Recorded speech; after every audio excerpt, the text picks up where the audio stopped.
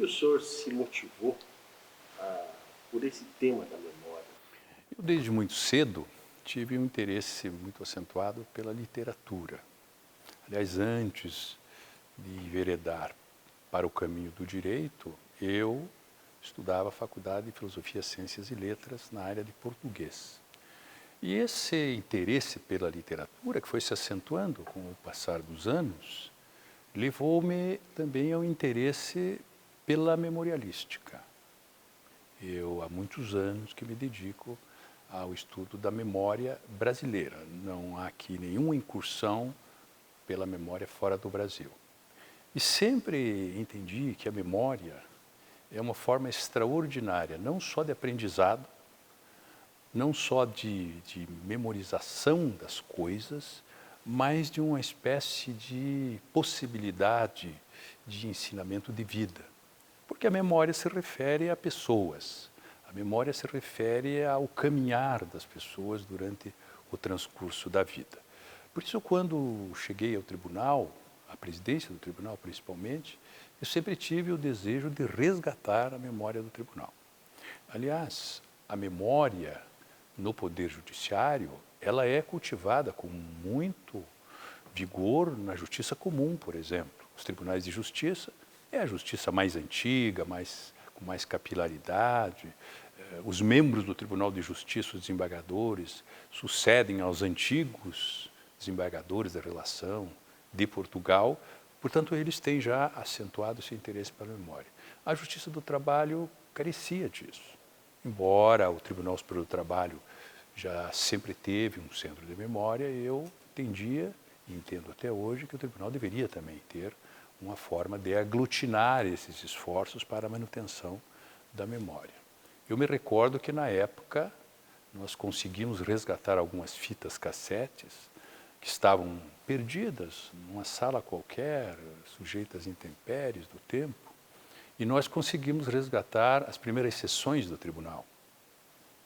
As primeiras sessões do tribunal, no início, onde os juízes discutiam a antiguidade, os juízes discutiam quem seria o primeiro presidente.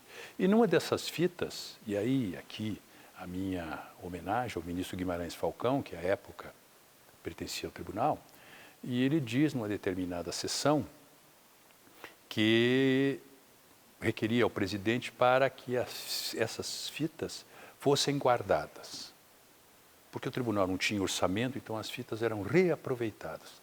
Mas estas ele pedia que fossem guardadas. E elas foram. E nós conseguimos, então, depois passar para o DVD, e hoje ela faz parte da mídia digital do tribunal. Ali era o início da corte, seus primeiros juízes, seus primeiros problemas. E quando implantamos o Centro de Memória, trouxemos aquilo que foi possível para o centro. Eu sempre tenho repetido que a vida não é instantânea, a vida não é feita de instantâneos, a vida é feita de processo, e de processo histórico, de processo da vida pessoal de cada um, da vida profissional de cada um. E para que no futuro as pessoas tenham essa possibilidade. Eu sempre imagino, hoje, por exemplo, se tivesse sido possível na época, como é que seria, por exemplo, a voz do conselheiro Rui Barbosa? Como é que seria o timbre de voz do Joaquim Nabuco? Nós temos descrições na história, na literatura. Mas como é que seria? Hoje nós temos possibilidade do áudio, nós temos possibilidade do vídeo, para que as pessoas no futuro vejam quem compunha o tribunal, quais eram as feições dessas pessoas, não é? Como é que o tribunal viveu determinados momentos históricos. É, no fundo, isso que me fez optar e criar esse grande interesse pela memória. Eu me sinto feliz que o projeto está em pé, e o projeto na presidência da desembargadora Ana Carolina Zaina, ele teve um impulso muito grande. E parece-me que ele agora caminhará ainda com mais celeridade. Porque ao tempo da minha presidência, que eu, de fato, afirmei no discurso de posse que assumia um compromisso com a memória, tanto que devem se lembrar que no meu discurso eu faço menção a todos os presidentes. E sempre que fiz discursos nesse tribunal, sempre fiz menção a todos os presidentes, para dizer justamente que o tribunal é esse processo histórico, cada um com a sua contribuição, cada um fez aquilo que era possível fazer em determinada circunstância. E eu fico contente, porque durante um período a memória é assim. Às vezes as pessoas esquecem, às vezes as pessoas não dão o devido valor à memória, como se isso fosse coisa do passado, como se fosse coisa sem importância. O importante é hoje. Não, hoje é importante, mas ele é produto das circunstâncias do passado. Nesse centro de memória, existem ali documentos, existem ali situações que, se não coletadas naquele momento, não mais se repetiriam. Eu dou aqui um exemplo no projeto que nós fizemos, que o C. Vladimir participou comigo, da colheita de vídeos dos ex-presidentes. Alguns, muito poucos, não prestaram depoimento na época, mas alguns que poderiam ter prestado, nós perdemos a oportunidade. E agora isso não mais será possível por conta do fenômeno da morte, por conta de doenças que impedem a pessoa de se manifestar. Nós perdemos a oportunidade de ouvir este ex-presidente. Por isso eu tenho dito constantemente a presidente para acelerar este processo de colheita de depoimento dos ex-presidentes, inclusive de mim, que também ainda não prestei, estamos seguindo uma ordem de antiguidade, para que depois isso fique apenas no terreno da lamentação.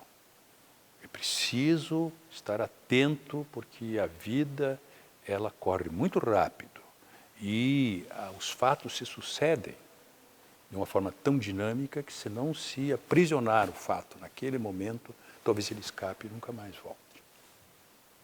Obrigado. Eu que agradeço e queria dizer, para que fique registrado, que não há possibilidade de vida, não há possibilidade de civilização, não há possibilidade de absolutamente nada sem o respeito àqueles que nos antecederam. Não é possível que seja assim. Nós temos, em termos de Brasil, em termos de história do Brasil, de memória do Brasil, nós temos ainda a afirmação que tem que ser derrubada, de que o Brasil é um país sem memória. O Brasil não pode ser um país sem memória. O Brasil tem que respeitar a memória, porque a memória é um fato do passado que não mais se repetirá nunca, mas que precisa ser registrado, seja qual for o fato.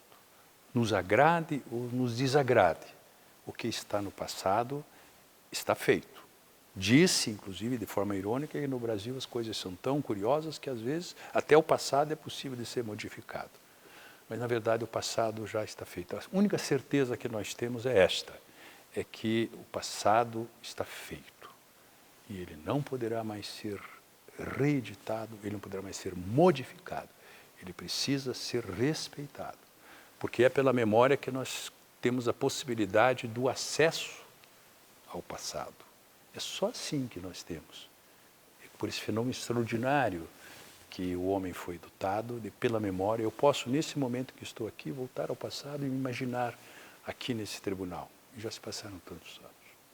Então eu cumprimento a presidente Ana Carolina Zaina, cumprimento ao senhor Luiz, que é o nosso servidor, que atua desde aquela época com dedicação, com empenho, praticamente sozinho. A Vladimir, que sempre esteve comigo, que acompanhou tudo isso que estou dizendo. Então, muito obrigado. Espero que o meu depoimento possa ser útil em algum momento. Muito obrigado.